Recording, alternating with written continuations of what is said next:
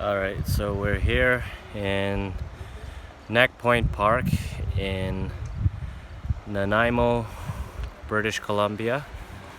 It's on Vancouver Island, and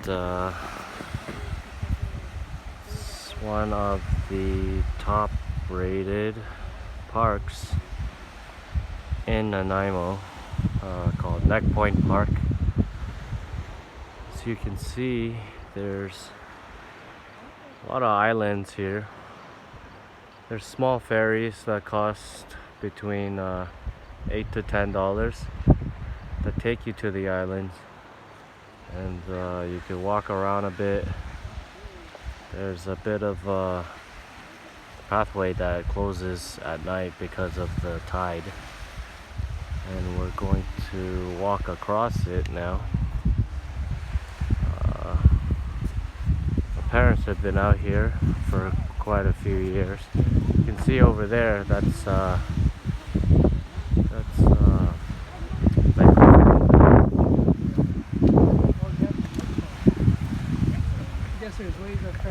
ferry from Vancouver Island is about a 4-hour and 40-minute ferry. You can take your vehicle across as well. It's about I believe it was $80 to $100 to get across from Vancouver Island onto Vancouver. There is a lot of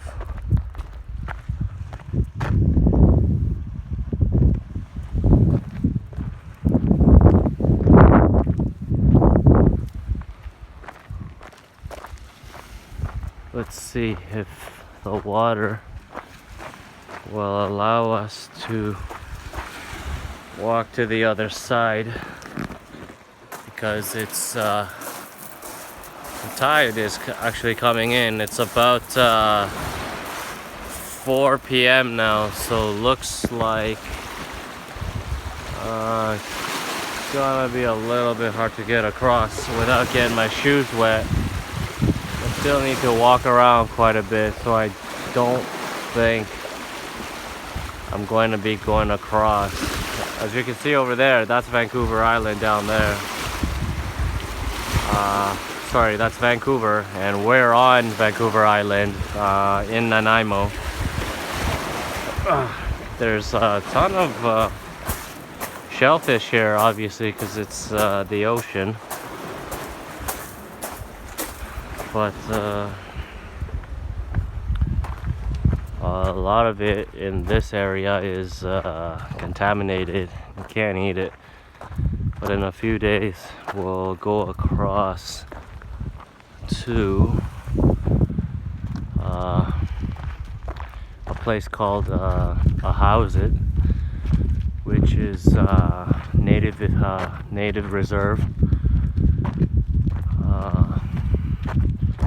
And that's also about a 45-minute ferry ride across from Vancouver Island. It's on the west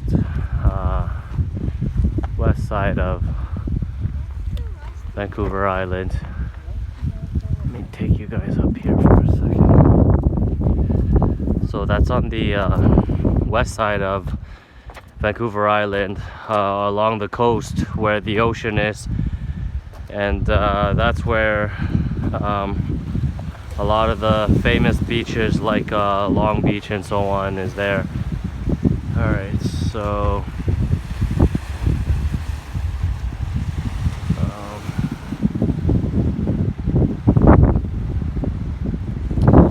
I heard that when you go across to a Houset, a lot of the natives offer you can buy fresh seafood and bear jerky and so on. There's a limit here to everything that you can catch. Of course you need a license, but you just go to your local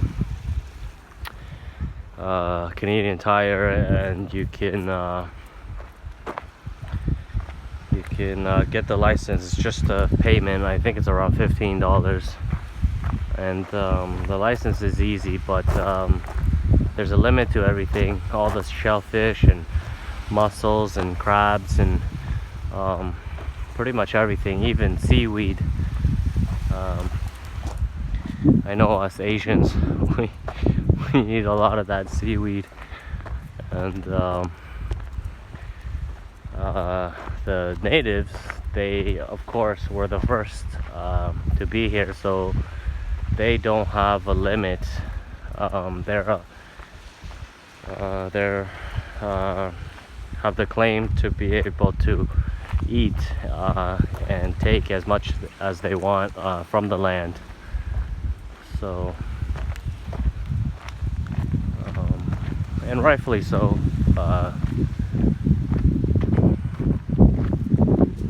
Just going across here, looks like we're gonna walk back into the wooded area now, and it seems like there's deer everywhere. Where I'm from, Toronto, there's raccoon everywhere, and they're the ones that kind of hassle the people with the garbage and so on. You leave it out and they'll dig into your trash.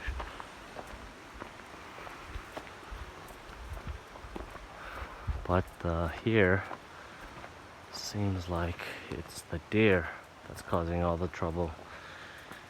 If you plant flowers and so on in the front yard, they love to eat flowers, and would like to see some wildlife just to show you. But oh, here there's some blackberries. These things seem to be everywhere here on the island. They just grow in the wild everywhere. They're green, and then they turn red and eventually black, and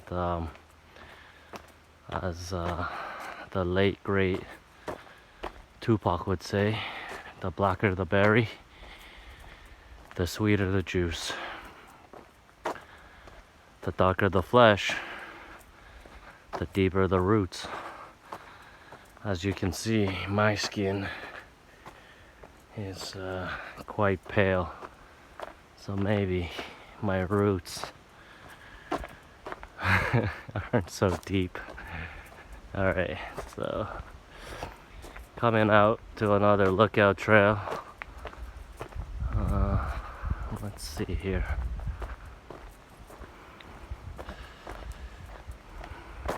I did bring my GoPro as well, but I didn't get a chance to bring it out, so everything's being shot on my iPhone for now. This is actually going to be one of my first vlogs. So let's check this out. Seems like in the West Coast, the trees and just everything, nature is a lot bigger. Don't see trees like this on the East Coast. I know you don't see them now, but everywhere else you go on the island, the trees are just massive out here.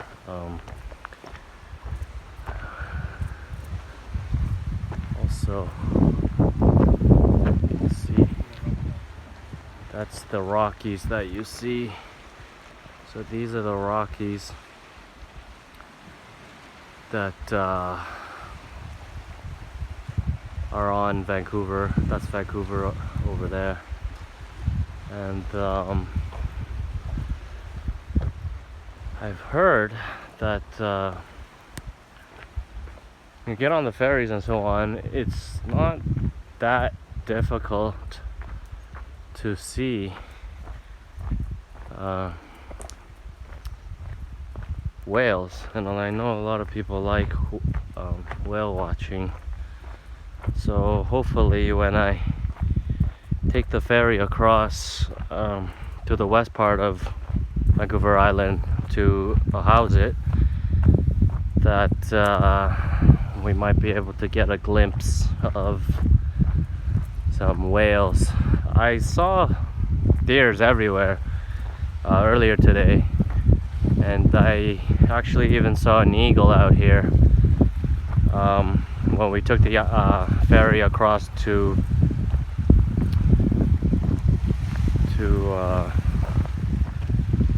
what was the island called?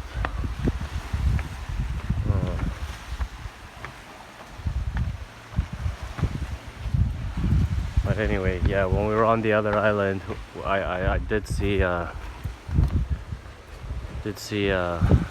eagle out there. We saw oysters everywhere, but again, there were signs that said that the oysters there were contaminated and that you couldn't eat them. And these red trees that you see are only near the beach, supposedly. Now, or by the water, I mean, not by the beach. And looks like this is the end of the trail. So, what was the other part called? The island? Kakawikatan Island. No. Ikatan de Port Ikatan.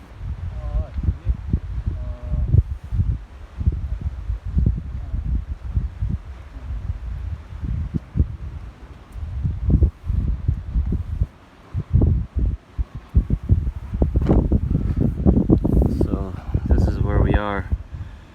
This is Neck Point, and this is where we are. So we had walked from Neck Point down to here where Sunset Beach is, and before, the island that we were on was Newcastle. You take it from, I believe, around here, and there's an island along the east coast there. There's a water plane up there,